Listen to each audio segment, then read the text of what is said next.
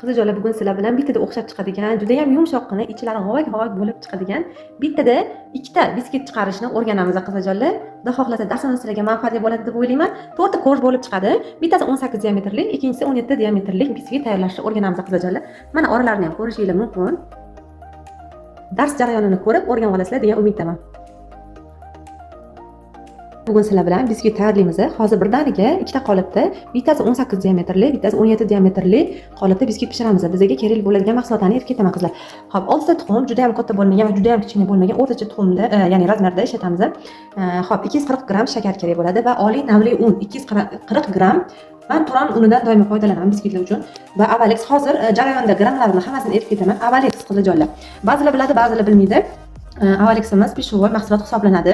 O'simliklardan tayyorlanadi. Bu biskitimizning mayin, yumshoq ishib chiqishiga yordam beradi qizijo'lar.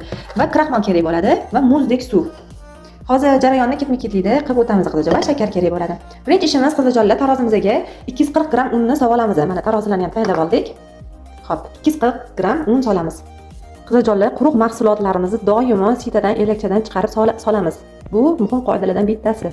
Mana 240 gram unni solib oldik. Endi 240 gram shakar solamiz. 240 gram shakar soldik. Endi 30 gram jo'xori kraxmalini solamiz.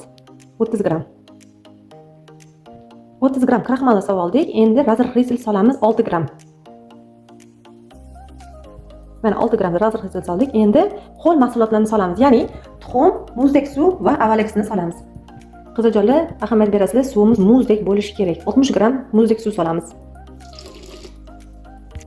Muzdek suvni soldik. Endi 48 gram Avalex solamiz. Mana Avalexni solib oldik 48 gram va 6 ta tuxumni chaqib olamiz. Mana qizlar, 6 ta tuxumni ham chaqib oldik. Endi mikserga qo'yamiz. Qizlar, buni bemalol ruchnoy mikserda ham qilsanglar bo'ladi. Mikserlarning kuchiga yetsa, oborotiga yetsa bemalol qila olasizlar 6 ta tuxumni birdaniga. Yoki kuchi kamroq bo'lsa, to'q pastroq bo'ladigan bo'lsa, 3 ta bo'lib pishirib olsanglar, ya'ni tayyorlab olsanglar bo'ladi mikserda. Xo'p, qizijo'lar, mikserimizni yoqamiz. Birinchi bir rov aralashtirib olamiz. 1-2 skorsiga qo'yib turib, hamma mahsulotlar bir-biriga yaxshilab aralashgandan keyin tezlashtiramiz. Mana aralashib oldik. Endi sekin 3, 4, 5, 6 gacha chiqaramiz qizlar. Hozir 3, 4 qilamiz, sekin-sekin ko'tarib boramiz. Minimum 4-5 minut atrofida mikser qilamiz. Orada mana qoliplarimizni tagiga palga qilib tayyor qilib qo'yganman. Bittasi 17, bittasi 18 diametr va pechimni yoqaman shu orada qizlar. Tepa basini birdaniga yoqamiz, ventilyatsiyasini va 160 qizdirishda 180 ni yoqasizlar. Uje biskit kirgandan keyin 160 ga tushiramiz gradusini. Qizarguncha 1-2 ta tepa balanda anaqasida qizdirib olishimiz kerak pechni. Tepa pastini baravar yoqib olamiz qizijo'lar.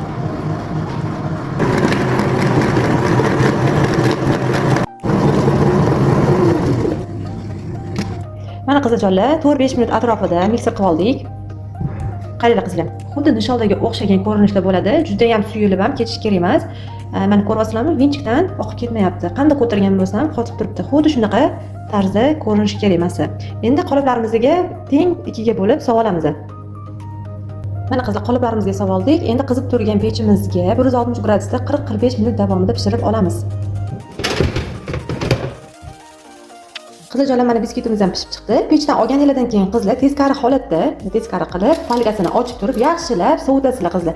Agar shoshilinch bo'lmasa, xona haroratida sovutganingiz yaxshi. Men sovuq joyda, ko'chada muzlatganligim uchun, ya'ni sovutganligim uchun sal mana chetida parlanish bo'lib qoldi, lekin o'sha anaqasini yo'qotmadi shaklini. Endi qolipimizdan yechib olamiz pichoq yordamida. Qizlar, issiq holida biskitimizni qolipidan ajratib olmanglar. Chetidagi, ya'ni xamir yopishib qolib, urvoqlari to'kilib tushadi. Shuning uchun yaxshilab sovutasizlar. Keyin qolipimizdan yechamiz. Qizlar, mana qolipdan biskitlarimizni yechib oldim.